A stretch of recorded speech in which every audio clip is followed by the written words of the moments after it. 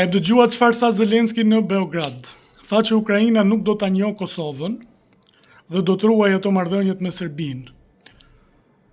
Kjo nuk tregon shumë për Ukrainën, po tregon më shumë për klasën politike të shqiptarëve. Kur Rusia e sulmoi dhe e pushtoi Ukrainën, u ngritën shqiptarët në Shqipëri, Kosovë, Maqedoni, vendosën emrat e rrugëve me emrin Ukraina, shpalosën në përsheshe publike flamurin e Ukrainës, për të thënë që edhe këta gjoja janë të rëndësishëm dhe po marrin pjesë edhe këta në një ngjarje ndërkombëtare dhe kanë rëndësi për te kufive të Shqipërisë, të Kosovës dhe të Maqedonisë. Thua ti ta merr mendja se Ukraina ishte një krahinë e Shqipërisë dhe shqiptarëve, duke parë pasionin dhe zellin e madh me të cilin trajtohej Ukraina. E bënin sigurisht për të bërë përshtypje Gjermanisë, Britanisë Madhe, e cila ishte kryesorja e angazhuar në këtë luftë, si dhe demokratëve të SBA-ve.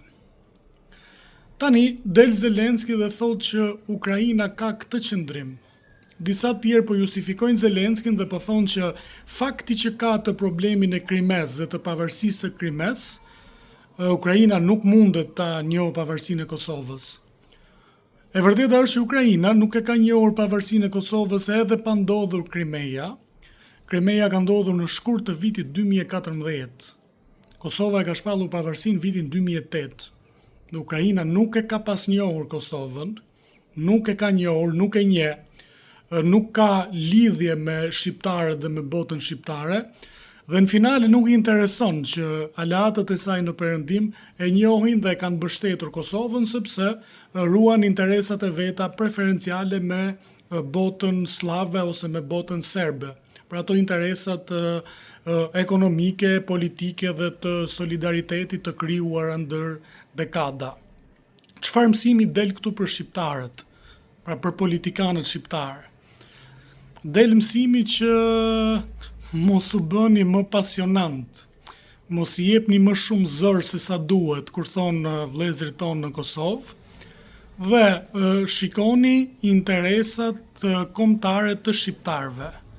Se është një degenerim dhe një diskreditim publik që ti merr flamuj të Ukrainës dhe i vendos në përshesha dhe vendos emrat të rrugëve me emrin e Ukrainës, dhe ai tjetri jo që nuk të njeh, por nuk të konsideron.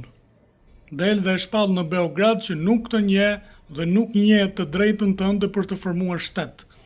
Pra është një lloj servilizmi dhe një lloj sjellje tepër e ulët e njerëzve të cilët duket sikur janë të papërfillshëm dhe gjejnë vetëm një vend ku t'i ulin tavolinë apo t'i shkojnë mbrapa dikujt apo të thonë aman të futemi dhe ne te kjo tavolina që dukemi të rëndësishëm. Por kjo është një sjellje vetë poshtruese, është poshtruese shumë, thellësisht poshtruese, duke dashur ta shkelin dinjitetin dhe interesin kombëtar për hir të një solidariteti dhe solidarizimi më të madh me një çështje europiane, këta me çështje europiane, dhe duke u sjell kështu, thjesht ulin prestigjin e institucioneve, ulin prestigjin e shtetit, ulin prestigjin e popullit shqiptar, jo se kanë ndonjë prestigj të lartë, sepse atë prestigja kanë marrë po vetë këta, në bashkëpunim edhe me segmentet të popullit, por ndodhi kjo e Zelenskit dhe u agrisi atë maskën, ai i nxorri në dritë si njerëz pa dinjitet. E tani thonë për çfarë duhet bëhemi me Rusinë. Nuk është e nevojshme të bëhemi me Rusinë.